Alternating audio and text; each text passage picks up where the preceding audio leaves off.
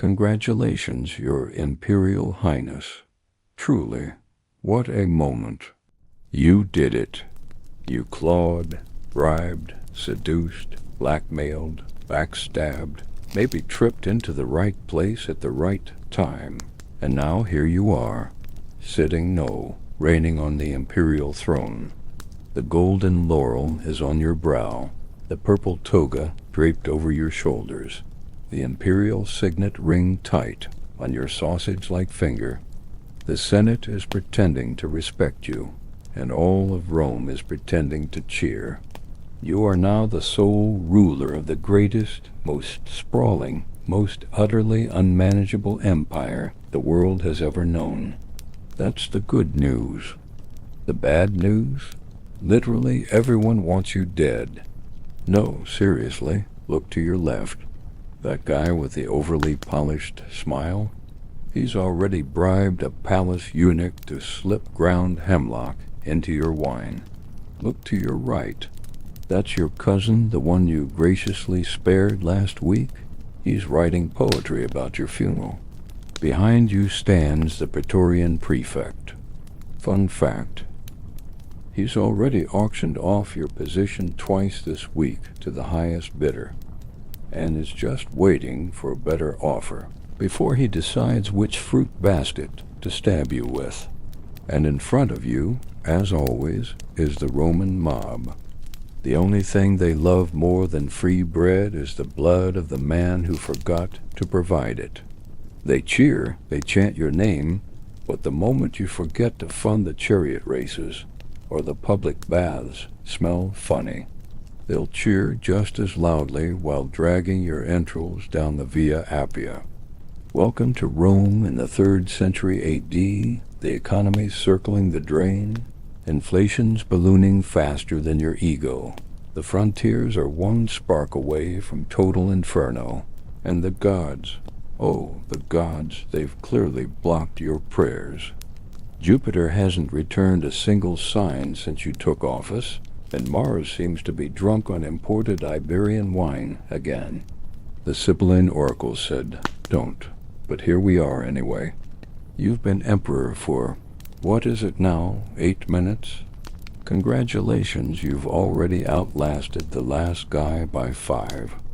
The palace is yours, at least on paper. In reality, it's less of a palace and more of a grand mausoleum in waiting, a monument to the bad decisions of emperors past. Every corridor is a whispering gallery of betrayal, every statue a commemorative before they were stabbed portrait. You can still see the bloodstains on the marble tiles if you squint, though the slaves have gotten better at buffing them out between assassinations. You're now part of a long, illustrious line of imperial disasters. There was the one who tried to appoint his horse as consul, the one who declared war on Neptune and proudly whipped the sea for insubordination. One imposed a tax on public urination, creating the world's least dignified revenue stream. And of course, everyone's favorite, the one who fiddled while Rome burned, then blamed the Christians, the bakers, and possibly a goat. It's a long, proud tradition of madness, megalomania, and murder, and now your name joins that scroll. But you, O radiant paragon of imperial majesty, you're going to be different. You've got a vision. You've got reforms. You've got 3 scribbled scrolls of half-finished ideas and a headache, but it's something. You're going to restore glory to Rome, reinforce the crumbling borders, bring back discipline, and maybe, just maybe not, die horribly. First order of business, figure out who's trying to kill you. Spoiler, everyone. Even your food taster looks suspiciously well-fed. Let's take a stroll through your imperial court, better known as the dysfunctional family traveling circus. There's your wife, noble and elegant, respected by the people, and also conducting nightly whisper campaigns against you with her hairdresser and possibly an astrologer. Your son, a 12-year-old menace with an ego the size of Sicily, already has 3 mistresses, 2 personal bodyguards, and a comprehensive plan for seizing power the moment you sneeze too hard. Your daughter recently eloped with a gladiator named Meaticus Maximus, a man who refers to himself in third person and arm wrestles bulls for fun. Oddly, he's probably the most loyal member of your household. Then there's the Senate. Ah yes, the Senate. Rome's most prestigious retirement home for rich old men who pretend they still matter. They dress in togas, give long-winded speeches about honor, and immediately plot your downfall over wine and oysters. One of them toasted to your eternal glory last night while his nephew drew your face on a dartboard. Their loyalty lasts exactly as long as your treasury does. But never mind the backstabbers. You've got an empire to run. A creaking, wheezing, groaning titan of conquest and confusion, held together with old road maps and spit. Let's go over your responsibilities, noble defender of Roman civilization. First and foremost, keep the people fed. If the grain shipments from Egypt are late by even one day, you'll have riots in the forum burning statues of you, and someone will probably sacrifice a goat just for the optics. If the circus is dull, if the gladiators don't die in dramatic enough ways, the crowds will turn ugly. Rome is a child addicted to carbs and gore, and your job is to be the exhausted parent with a rapidly thinning wallet. Next, keep the border secure. Which ones, you ask? All of them. The Germans to the north are getting restless. The Parthians to the east are sharpening their sabers. The Dacians are building mysterious fortifications. And in Britain, the locals are still worshipping trees, painting their nipples blue, and inventing new and exciting ways to stab Romans in the dark. Every inch of frontier is a game of whack-a-barbarian, and your generals are either underpaid, drunk, or quietly hoping you get replaced by someone with better dental coverage. Then, of course, the army, your beloved legions, your only real insurance policy. They're strong, loyal, and capable of overthrowing you the second you miss payroll. You need to keep them happy, which means gold, glory, and the occasional province to loot. Miss a payment and they'll crown your wine steward emperor, and you'll still have to applaud. Let's not forget the gods. Rome's religion is equal parts sacred tradition and political theater. You'll be sacrificing bulls, interpreting the flight patterns of birds, and pretending to read entrails with the wide-eyed solemnity of a toddler showing off a rock. It's not about belief, it's about appearances. The people want to see their emperor piously worshiping the gods, especially when the rivers flood or the plagues roll in. Forget one sacrifice, and suddenly everyone blames you for the hailstorm that destroyed the olive harvest. And finally, the most pressing item on your agenda, not getting assassinated. This is a full-time job. Sleep with one eye open. Keep your dagger under the pillow. Rotate your wine tasters. Make sure your food hasn't been licked by anyone suspicious.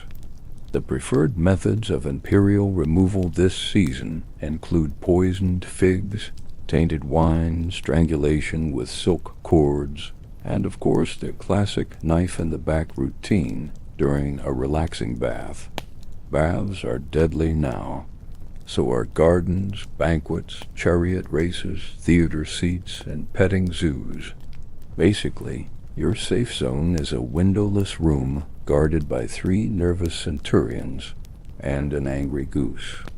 But you, blessed sovereign of civilization, are not just some hollow figurehead waiting for history to chew you up and spit you out. No, you are a man of ambition, a figure of destiny, a visionary with a dangerously vague plan. You are going to fix this empire, or at the very least, die yelling at someone about why it's everyone else's fault. So take a deep breath, step out onto the balcony. The people are cheering, the trumpets are blaring, the air smells like overcooked onions and political unrest. A dove flutters by. Wait, no, it just defecated on your shoulder. No matter, you wave. The crowd roars, the Senate pretends to smile. The Praetorian commander gives you a look you don't quite like. Rome is yours now. All 50 million people, 5,000 miles of border, 200 languages, 24 religions, an economy running on fumes, and one very suspicious-looking soup. The empire awaits your guidance. The gods are watching. History is sharpening its quill, and the night is still very, very young. Let's fast forward a few hours. You've survived your first imperial morning, and that alone should earn you a temple and a public holiday. No poison in your breakfast, no daggers behind the curtains, and only one suspicious cough from the food taster. You even managed to wave at the crowd without fainting and got through a full ritual at the Temple of Jupiter without tripping over your own robe or accidentally sacrificing the wrong animal. For Rome, this is what passes for a successful start to the day. You're beginning to feel the weight of the purple toga settle in. It's ceremonial, yes, but it also doubles as an emotional straitjacket. Now comes the part they didn't write about in the imperial scrolls, the actual governing.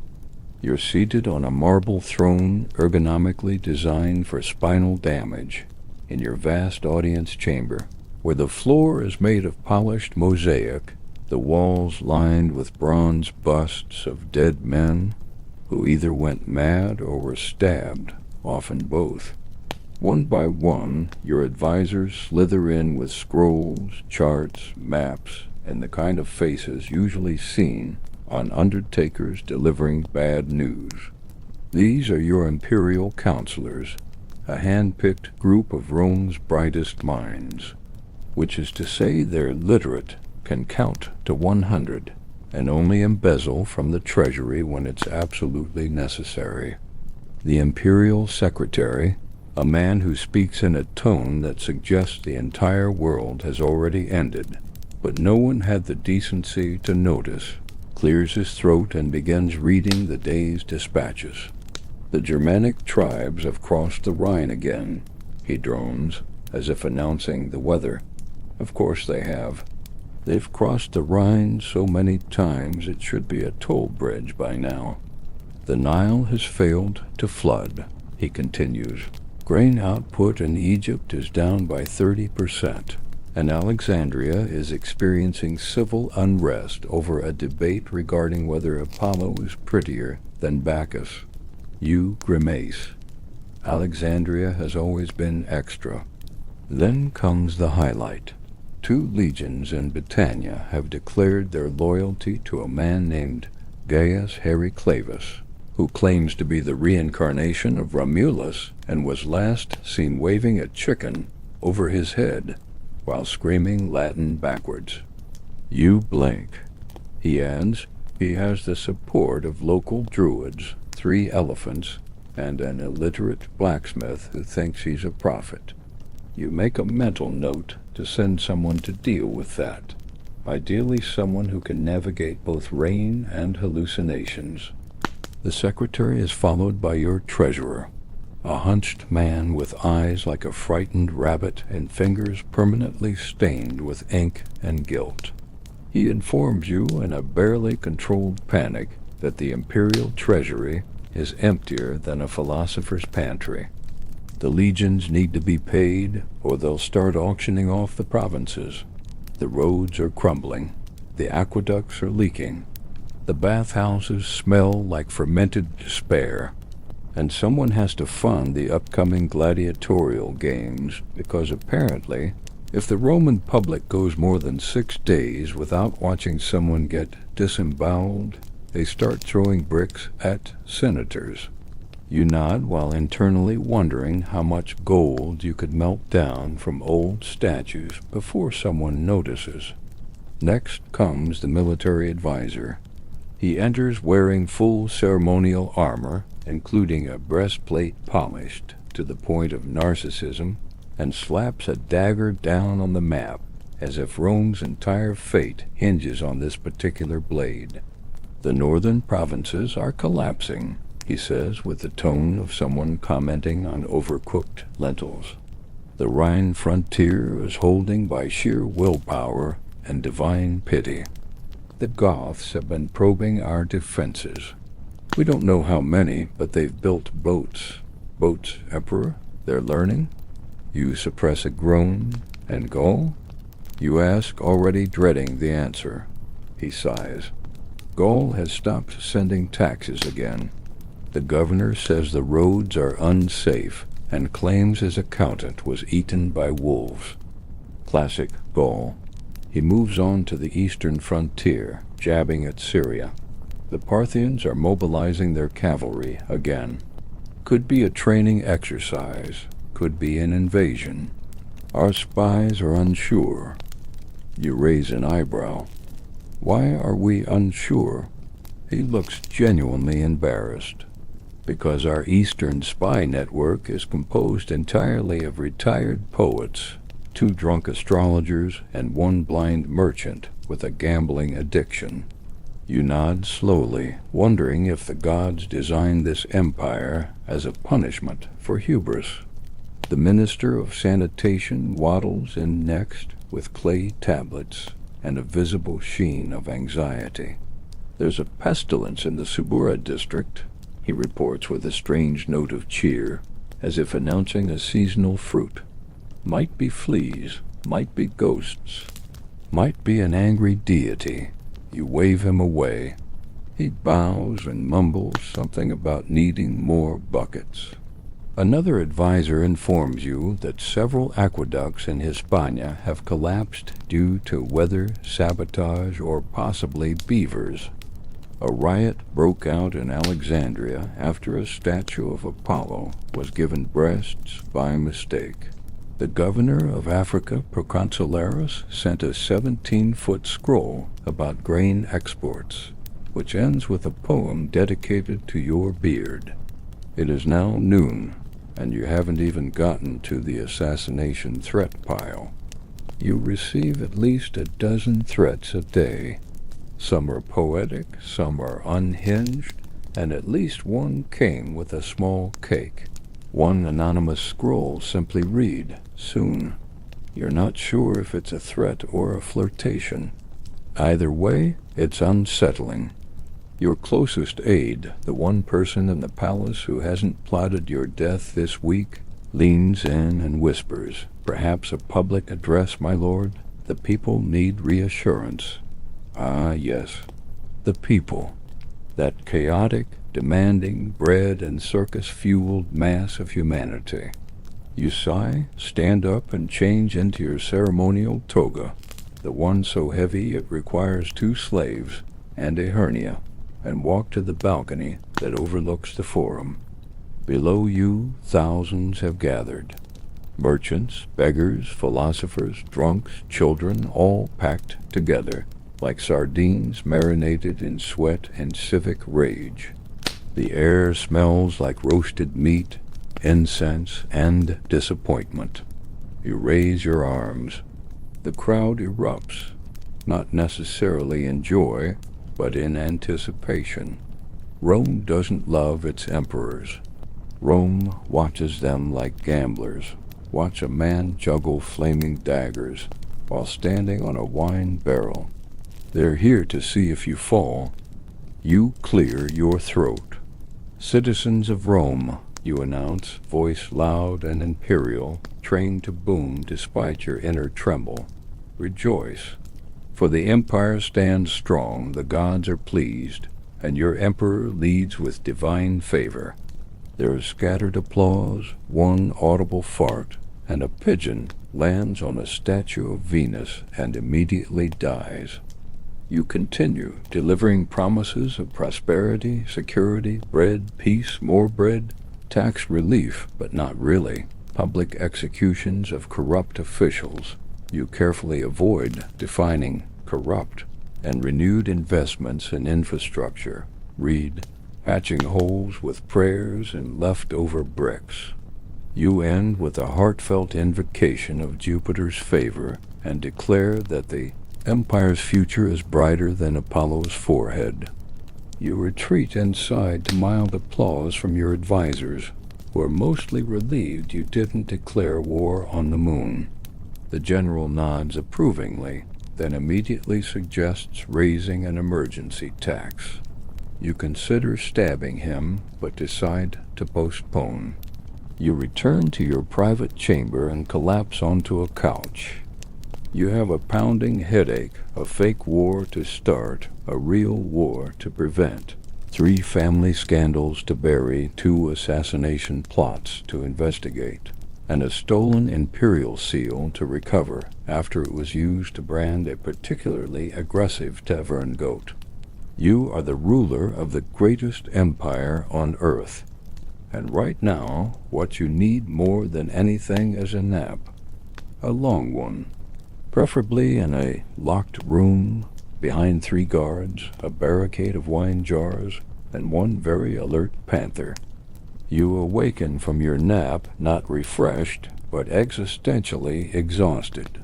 It's hard to relax when you know that at any given moment someone could burst in and declare that the northern frontier has been breached. The Parthians have set something on fire, or your cousin Lucius has declared himself emperor of the basement and is hoarding spoons as a symbol of sovereignty. You sit up, groggy and still wearing your official "Don't assassinate me" robe, and a slave quietly informs you that the Imperial Council has reconvened. You groan. It's barely past the 6th hour. Can't the Empire take a short break from imploding? You enter the war chamber, where several maps have been aggressively stabbed with miniature spears, and your top generals are already arguing. These are the men who command the legions, who shape the Empire's destiny, and who apparently never outgrew the phase where throwing things counts as debate. General Flavius, commander of the Danube legions, is red in the face and shouting about cavalry reinforcements. General Severinus, who oversees the eastern provinces, is pointing at a map with such violence that it's begun to tear. General Marcellus, who no one invited but always shows up, is dramatically sipping wine and offering unsolicited poetry about strategy, which isn't helping. You wave a hand. Silence falls. You are, after all, the emperor. Theoretically, General Flavius immediately launches into a tirade. The Goths are massing by the thousands, Your Highness. We're talking entire tribes migrating toward the border, and my men, my loyal, underpaid, frostbitten men are expected to hold them off with rusted swords, prayer, and half a donkey. He throws a bronze token on the table. This is our latest tribute from a border town. It's moldy cheese. They're bribing us with dairy now. You nod solemnly as if this is the first time you've heard of dairy-based diplomacy. General Severinus clears his throat. Meanwhile, the Parthians are mobilizing again. We have reports of cavalry movements near Armenia. They've built roads, forts, and possibly a new god. My scouts say they're training their horses to respond to flute music. That's either military innovation or a cult. You raise an eyebrow. Do we have confirmation?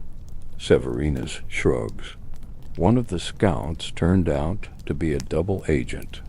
The other is missing, possibly flute-trained. Then, of course, comes the report from Britannia. It is, as usual, both terrifying and absurd. The situation in the north is deteriorating, says Tribune Quintus. The unfortunate man you've assigned to manage Britain because you secretly hate him.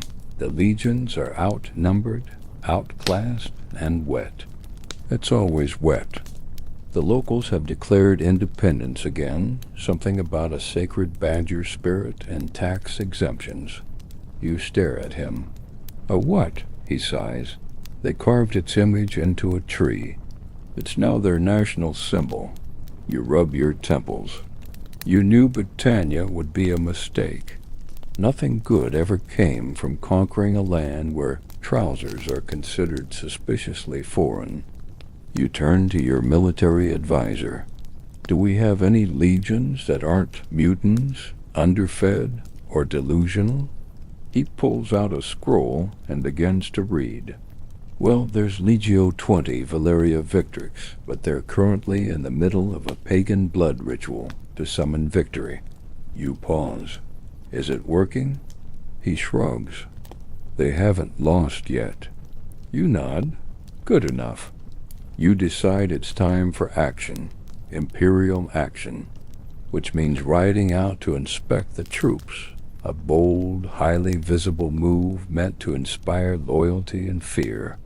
Mostly fear. Your advisors protest, of course. It's too dangerous, Emperor, they cry. You could be ambushed. You could catch a disease. You could get mud on your sandals. You wave them off. I am the Emperor, you proclaim. If I do not show strength, what do I show? They glance at each other and wisely remain silent. You mount your horse, a temperamental animal named Thunderhoof, who hates sudden noises, rain, and you specifically, and set off toward the nearest military encampment. The ride is long, damp, and filled with the kinds of smells you'll never forget. You pass burned villages, flooded roads, and several statues of yourself in varying states of defacement. One has a fish on your head. Another has been recarved into what might be a goat. Morale, clearly, is at an all-time high. When you arrive at the camp, you're greeted by the local commander, a man named Cashin, whose armor is dented and whose face says, "I've seen too much." He gives you a quick salute, then mutters, "Welcome to the edge of civilization." You nod gravely, as if the smell of wet socks and disappointment doesn't affect you. The camp is a collection of half-collapsed tents, cooking fires fueled by whatever burns, and soldiers who look like they haven't seen a bath or a reason to live in 3 months. You address the men. You stand tall. You project confidence. You tell them they are the sword of Rome, the shield of the empire, the light that holds back the barbarian darkness. They cheer, or grunt. One of them falls over. Someone's goat bleats approvingly. You promise them pay, promotions, and glory. None of these things are likely, but they seem pleased to hear the words. You inspect the armor, mostly patched together with old cookware, and the weapons, some of which appear to be farming tools sharpened by sheer rage. Cashin takes you aside. They're loyal, he says, but tired and hungry, and half of them think the war gods have abandoned us. You nod. Then we give them a new one, you say dramatically. Cashin squints. A new what? You raise a hand. A new god. One who drinks wine, carries a sword, and protects men who don't bathe. We'll call him ... Victorious. Cashin stares. That's not a god. That's my uncle. You smile. Perfect. You ride back to the capital with mud in your hair, a headache the size of gall, and a goat you don't remember adopting. The frontiers are holding, barely. The troops are loyal, for now. And you magnificent, deluded, politically endangered you, have survived another day. You are the emperor, master of Rome, defender of the world, chief inventor of improvised deities. And tomorrow there's a rebellion in Egypt again. You return to Rome mud-soaked, exhausted, and with the strong suspicion that your horse is plotting something. You dismount to the half-hearted applause of bored servants and immediately notice the palace smells different. Not bad, just ... suspicious. It's too clean, too organized, which, in Rome, is the scent of treason. The moment you cross the threshold, your chief chamberlain greets you with the same expression he wore the day you were crowned, a smile just barely covering a scream.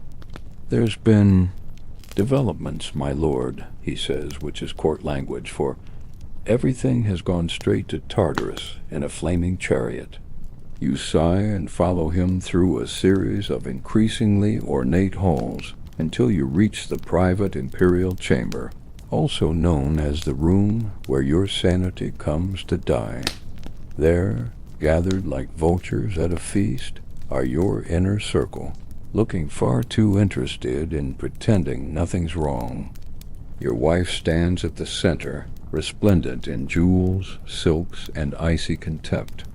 Next to her is your daughter, who is currently embroiled in yet another scandal after being spotted in public, holding hands with a gladiator who once ate someone during a halftime show. Your son, that greasy little political experiment gone wrong, leans against a column and raises a cup of wine in mock salute. He's 12. He already owns land, 3 concubines, and has declared war on a neighboring noble family over an insult involving grapes. On the couch, half asleep and entirely drunk, is your brother-in-law, who recently tried to outlaw clouds because he believes they're spying on him. This is your bloodline. These are your allies. This is why people romanticize the Republic. The chamberlain clears his throat and begins the procession of bad news. Firstly, the Empress hosted a banquet in your absence. She did not inform the Senate or you. You raise an eyebrow. Your wife shrugs. It was harmless, she says. Just a few friends. Some poets, 2 generals, 1 high priest, a philosopher who may have been high on poppy resin. Oh, and Lucilla. Lucilla. Your ex-mistress, the one you had exiled, for attempting to poison you twice. You lock eyes with your wife, who smiles sweetly. She's changed, she says. Of course, you can practically feel your blood pressure inventing new forms of rage. The chamberlain continues. Secondly, your son challenged the governor's son to a duel at a brothel with flaming sticks. Your son shrugs. He started it. The governor's son is now in a coma. The brothel is in ruins. The governor is demanding reparations in the form of land, gold, and a public apology written in tears. Thirdly, your daughter has been seen entering temples at night, accompanied by a group of shirtless men wearing wolf masks and chanting in Greek. She claims it's for spiritual development. The priests claim she summoned a thunderstorm and made the sacred statue of Minerva cry blood. She shrugs. It was a full moon. Then comes the cherry on the steaming pile. Your niece, the one you appointed as high priestess to keep her out of politics, has declared herself the incarnation of Venus and is now demanding tributes of flowers, jewels, and shirtless marble statues. You briefly consider throwing yourself out the window, but remember it's been reinforced for exactly this reason. Your court is collapsing into a parody of itself. Everyone is sleeping with everyone else, often out of spite.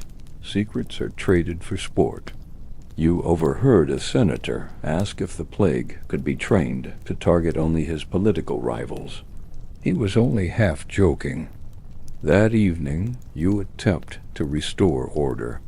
You summon the Senate, which means gathering 36 of the most self-important, overfed men in Rome and convincing them to act like they care about something other than their inheritance. You stand at the rostrum trying to look regal while suppressing the urge to scream. Rome, you say, is a sacred trust. We must lead with dignity, discipline, and devotion. Senator Flaccus immediately suggests raising wine subsidies. Senator Didius counters with a proposal to build a 50-foot golden statue of you wrestling a lion for morale. Senator Pavo suggests you abdicate and become a wandering philosopher for the good of your blood pressure.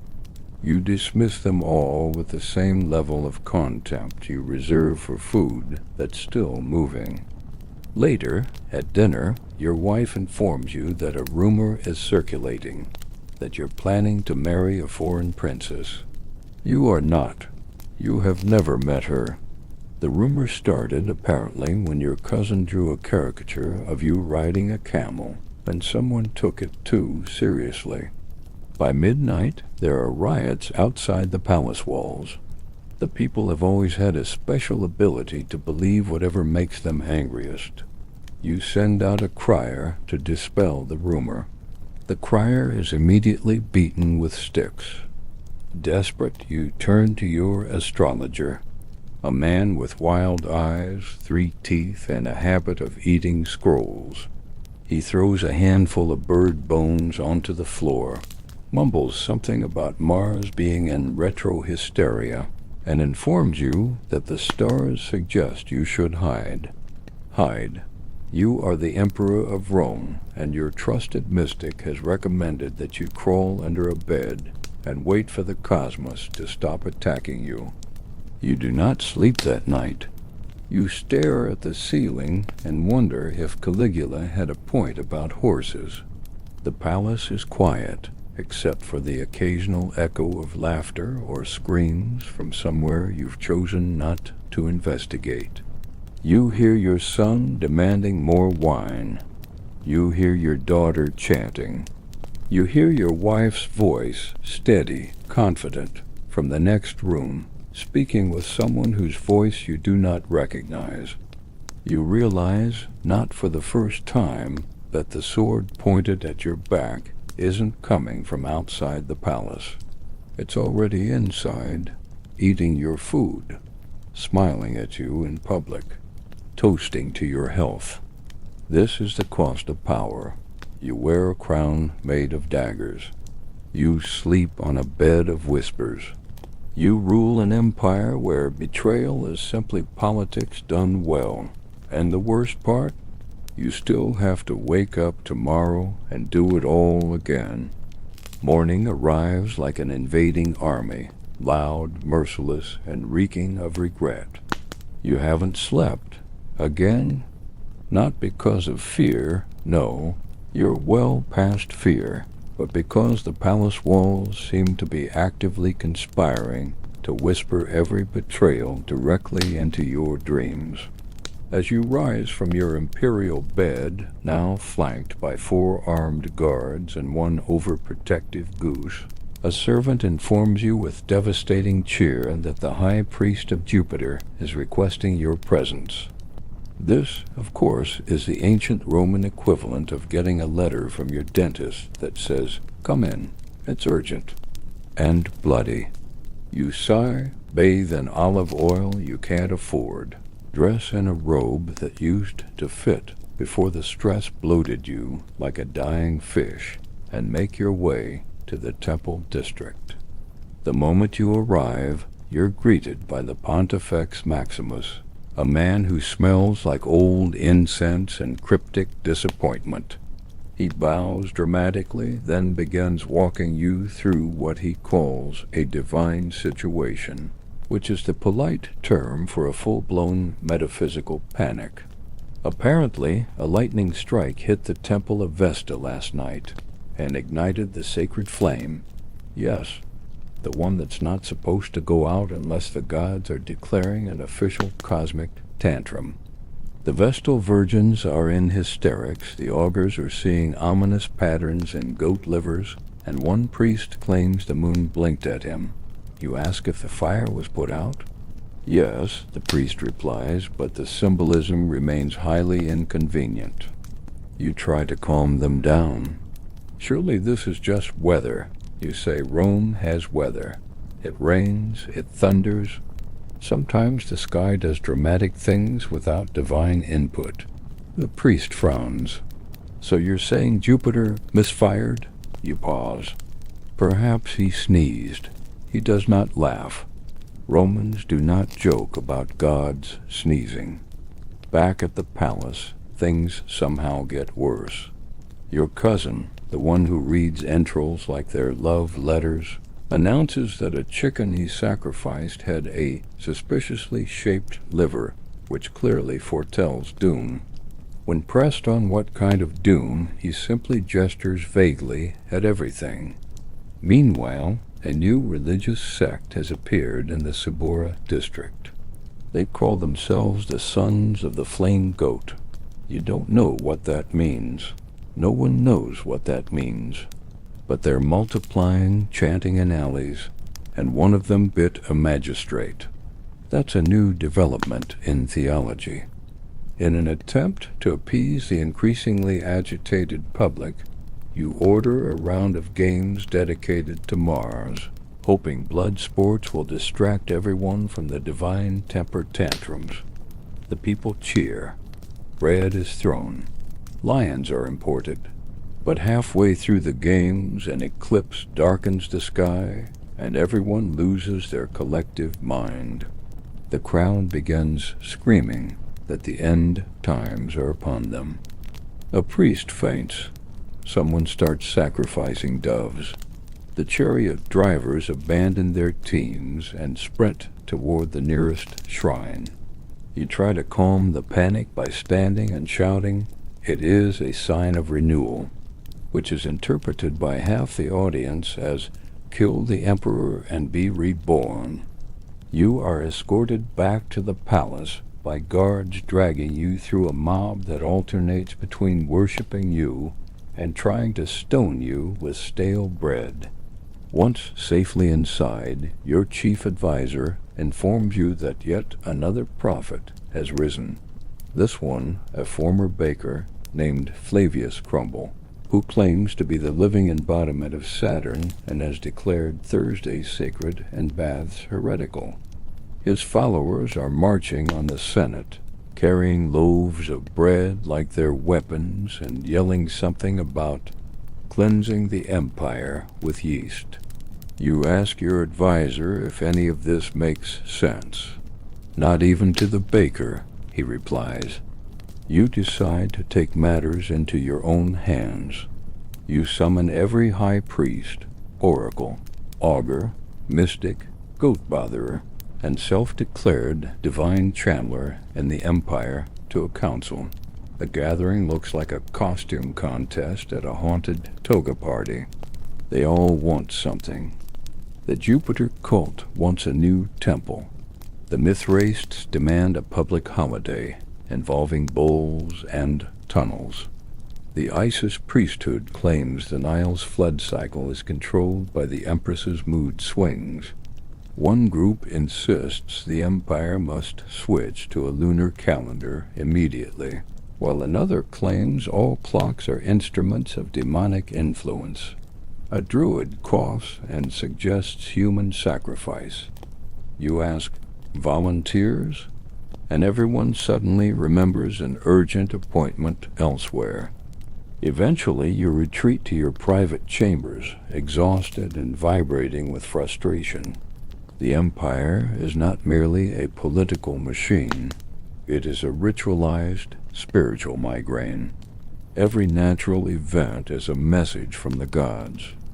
Every unusual animal birth, every cloudy sunset, Every bird flying the wrong way at the wrong hour is cause for full societal meltdown. Rome does not function on reason.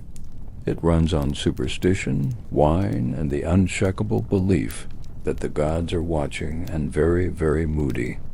You collapse onto your couch as your astrologer enters with a fresh report. Mars is aligned with Mercury, he says ominously. War and messages. Perhaps a civil war? Or a really mean letter. You ask if the stars say anything good. He squints at his charts. You might not die this week. You nod. That's the most optimism you've heard in days. That night, you stare at the ceiling, wondering what the gods want. You've sacrificed bulls. You've dedicated temples. You let that lunatic play the tambourine in the Senate. You've held back plagues, repelled barbarians, and even pretended to believe that a cow with 3 horns was a holy sign and not just a breeding accident. And still the omens come. You begin to suspect that the gods don't actually want anything. They're just bored. And you? You're their favorite reality show. The next morning, something is off. You can feel it before you even open your eyes. Maybe it's the eerie silence from the corridor. Maybe it's the faint scent of oil on metal. Maybe it's the way your pet goose, your last line of defense and a surprisingly efficient screamer, is missing. You sit up slowly, your breath tight in your chest. The imperial bedchamber is still, too still. You call for a servant. None come. You call again, louder. Still nothing. You rise and walk to the door, opening it just as a tray of figs falls from a limp, unconscious hand, the hand of one of your guards. You look down. He's breathing, just sleeping, or drugged, or pretending. It doesn't matter. Someone got into the palace. Again. You gather your robe and rush to the war room, heart thundering, eyes scanning every shadow for a traitor, a blade, a senator with an enthusiastic expression. You find your most trusted guards stationed outside, the ones who aren't drunk, incompetent, or poetically suicidal, and they escort you through the palace like you're walking your own funeral route. Inside, your general stands waiting with the face of a man who has either just seen a ghost or married one. There was an attempt, he says quietly. A slave in the kitchens tried to poison the Empress's wine. You blink. My wine? He shakes his head. No, hers. You raise an eyebrow. That's new. You sit slowly, carefully. Your wife enters a moment later, calm, regal, and unbothered. She sits beside you, crosses her legs, and murmurs, "You should know I've already forgiven him." You stare at her. The assassin? No, she replies. The senator who hired him. He's family. These things happen. You swallow slowly. Your wife is terrifying. You remember when you thought marriage would be a form of companionship. That was adorable. As the investigation unfolds, it becomes clear the poison plot is just one piece of a vast, rotting mosaic. Someone's been bribing the Praetorian Guard, your personal bodyguards, who are famously loyal until someone offers them a bigger house.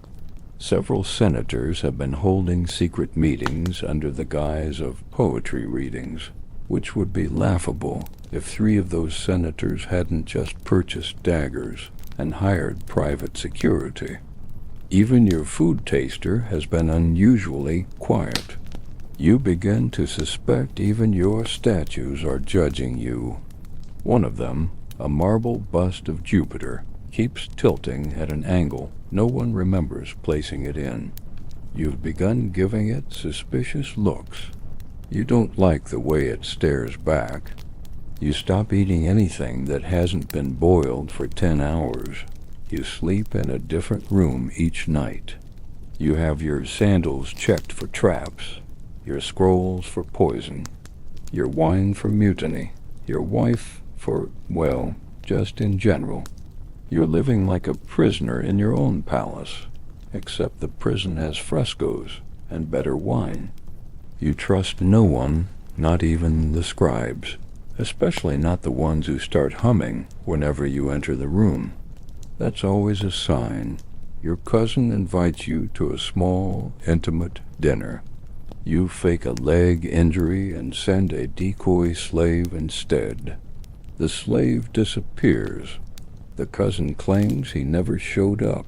You make a note to assign that cousin a very dangerous ambassadorial role, somewhere volcanic. In the Senate, whispers have grown into low chants. Nothing open, of course. They're too refined for that. But the phrasing is beginning to sharpen. The stability of Rome, the old values, the good of the people. These are code words for stab him now and blame the gods. You give a rousing speech. You call for unity. You remind them of the threats outside the empire's borders. A few of them clap. One coughs. Two take notes. One reaches for something under his robe and is later found to be adjusting his sock, but you still have him arrested just in case. You contemplate fleeing just for a day, just to breathe. Maybe to one of your villas, far from the capital, far from the stairs, the secrets, the sour smiles, but you know better. Rome eats weak emperors. Disappearing, even briefly, would be interpreted as fear, and fear, in this city, is blood in the water. You stand tall. You sharpen your words. You learn to smile without blinking. You begin referring to death as an administrative inconvenience. You order public executions, carefully chosen, just a few. High profile, symbolic, the kind of executions that say, yes, I'm watching. Yes, I still know where the knives are. The people cheer, or pretend to. The Senate pauses. The Praetorians stiffen, then salute. It works, for now, but it's not peace. It's theater, and Rome? Rome is an audience that grows bored quickly.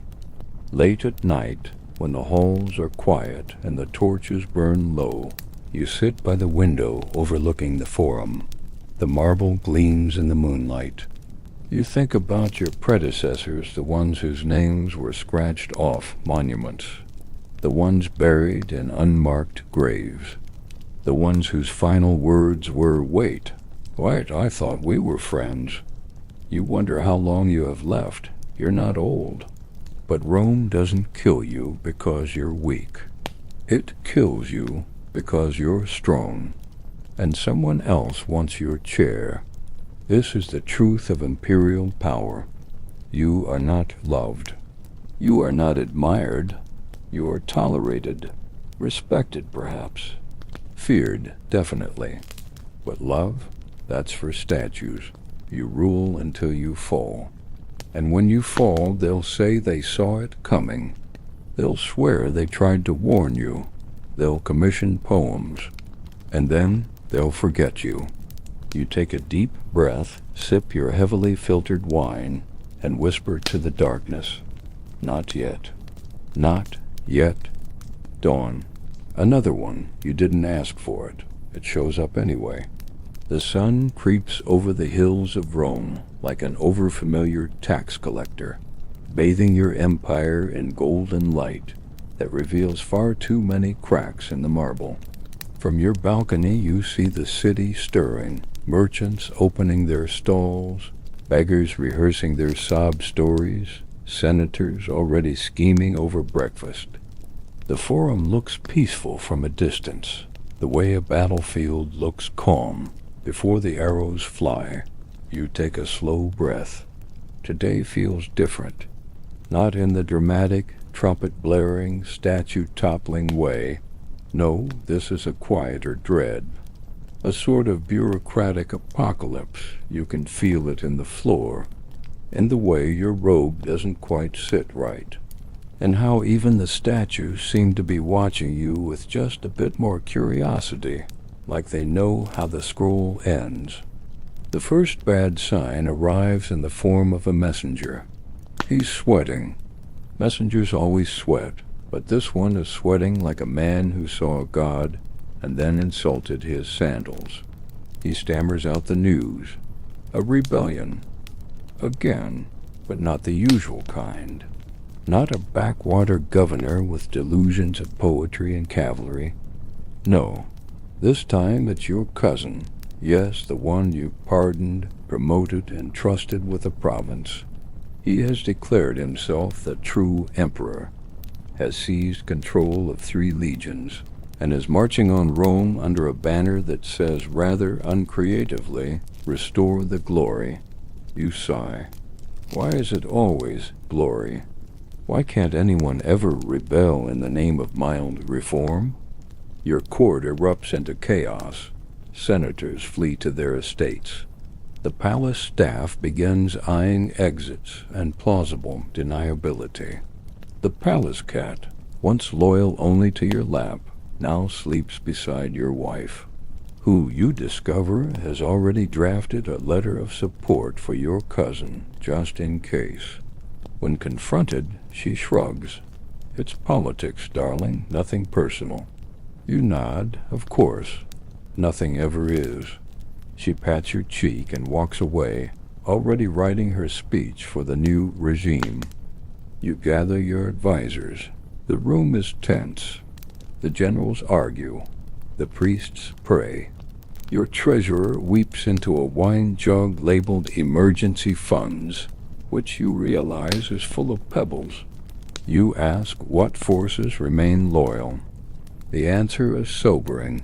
A few hundred guards, some mercenaries from Thrace who barely speak Latin, and a small group of bureaucrats whose loyalty is conditional on continued lunch stipends.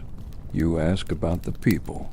The people, your advisor says, are waiting to see who wins. Of course they are. Rome doesn't choose sides. It just claps for whoever's still standing. You consider fleeing. Disguises, tunnels, fast horses. But you remember what happened to the last emperor who fled. They caught him, dragged him back, paraded him through the streets tied to a chariot while children threw figs at him. He was later strangled with his own sash. You're not going out like that. You're still the emperor, at least for the next few hours. You put on your armor, the ceremonial one, polished and pointless, and stand before the Praetorian Guard. You give a speech. It's not your best. You ramble.